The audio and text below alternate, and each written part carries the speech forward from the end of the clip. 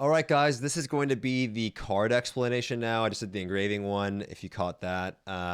Cards are essentially, I talked about it earlier in the video, that they're like a really deep end game progression system in Lost Ark. Again, this is another server-wide progression system.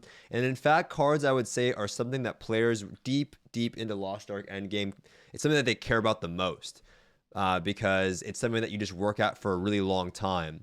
And when you play the game, you're going to get flooded with all these cards. And when I first started playing the game, I thought it was really stupid. I'm like, what are all these cards, man? Like, you know what I mean? Like, I don't, like, what am I supposed to do with them? This is kind of a weird system. I didn't really like it that much. But then now as I play the game, I get them. I get it more. So there's going to be a lot of activities in Lost Ark that will reward you with cards. Like, they'll give you random cards for doing an island. You can get card packs. Players value these a lot because it can give you a chance of getting a legendary card, a purple card, a blue card, or green card, right?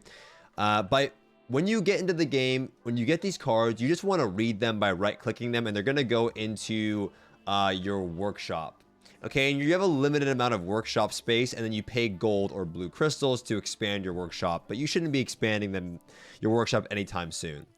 But by just reading cards, okay, by just reading them, you actually just get bonus effects on all of your characters. So you can see from all the cards that I've read on RU, which isn't a lot, by the way, this is a really long-term thing. Strength, dexterity, intellect, vitality, crit. I get all of these free stats. Pretty solid, right? Just for reading cards. However, you also want to craft it down the road. You'll want to make a deck. And these are all of the deck options you have available, right? And you can see the effects.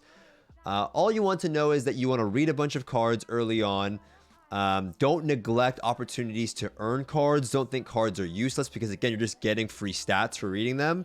But more importantly, you want to work towards this set. And the very first deck that a lot of people go for is going to be this set right here with Amon in it, Carmen, Prince. The names are going to be different on NA. Prince Thirain, this Solus guy. Because this deck, if you get 12 points, again, this is a server-wide thing. So if I get this deck, all of my characters have access to it.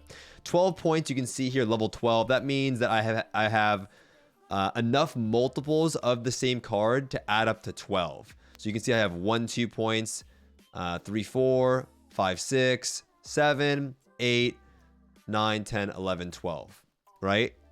I have enough multiples to give me level 12.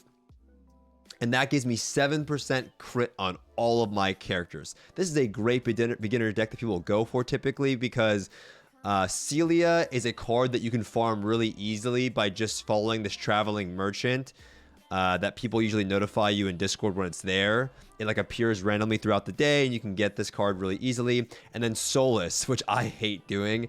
That's why I didn't do it. I got lucky with these legendary cards.